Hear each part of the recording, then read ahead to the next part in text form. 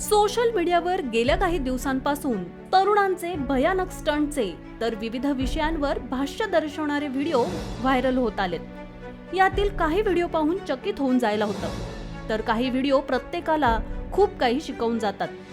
अशाच सध्या सोशल मीडियावर एका व्हिडिओची मोठ्या प्रमाणात चर्चा होतीये। या व्हायरल व्हिडिओमध्ये एक आजोबा आनंदाने मनसोक्त डान्स करताना दिसून आले आहेत। नुकत्याच व्हायरल होत असलेल्या व्हिडिओत एक वयोवृद्ध आजोबा त्यांच्या काही मित्रांसोबत फिरायला आलेले दिसतात।